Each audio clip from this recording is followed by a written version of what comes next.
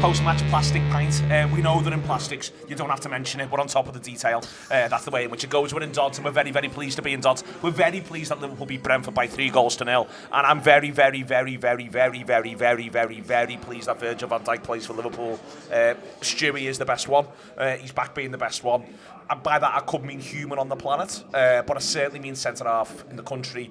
And he makes such a difference to Liverpool, and he is absolutely pairing at the moment. Yeah, he was immaculate again, and it just really, it's such a marked difference from what we saw last year with him. And if there were questions over him last year not being at his best again, and how culpable he was for some of the things that weren't quite right in the team, and it was definitely a shared culpability.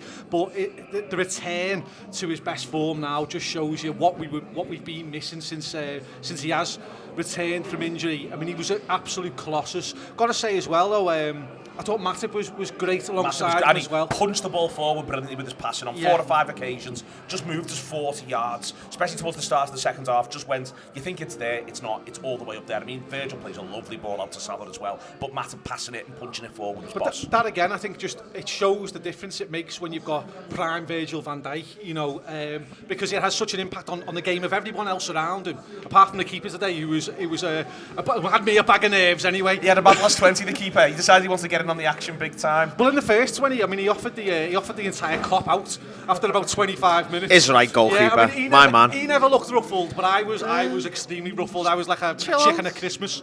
To be fair, I was extremely ruffled. He knows what he's doing. He does know what he's doing. Van Dijk, as you say, the impact that he has, every battle he seemed to win, but the impact that he has on everyone else around him is phenomenal.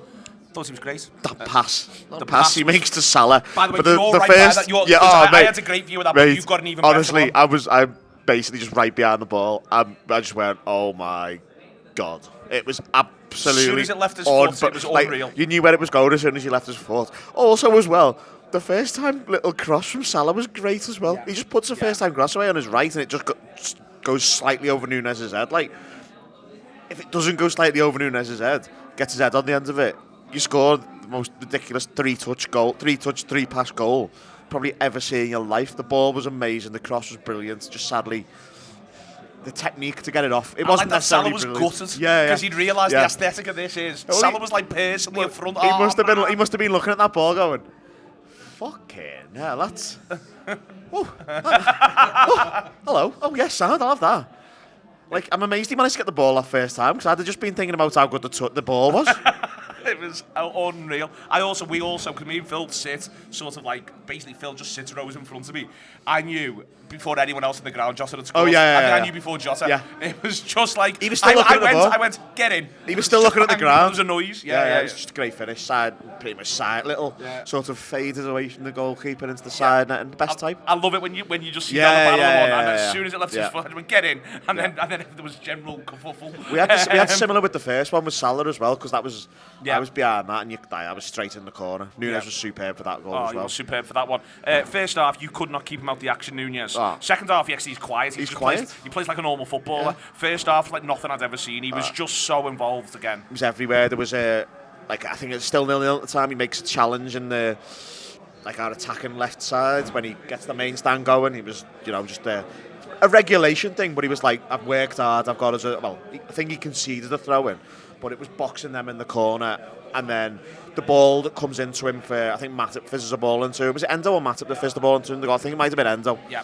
I think Matip wins the ball, goes to Endo, and Endo feeds the ball in. I think that's right. I've seen it once. If it's wrong... What, for Mo's goal? Yeah. I think it was Trent, actually. Was it? I think so. Sorry, if Mo's goal, Matip wins it, Trent fizzes it into Nunez turns it into Salah It was someone. I've seen it once. Seen it once.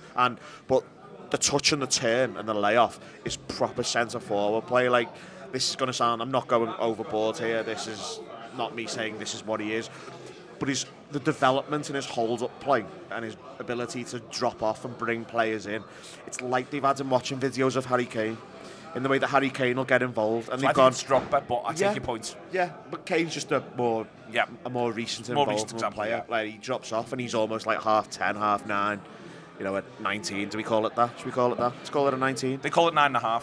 Yeah, that'll do. Yeah. I prefer 19. Makes so more sense. It's Harvey Ellis as well. Yeah. YouTube Press the button, become a member of the Anfield Wrap from the heart of the city of Liverpool. The best way to enjoy all your Liverpool-based videos, everything you need, every single day. It is the Anfield Wrap.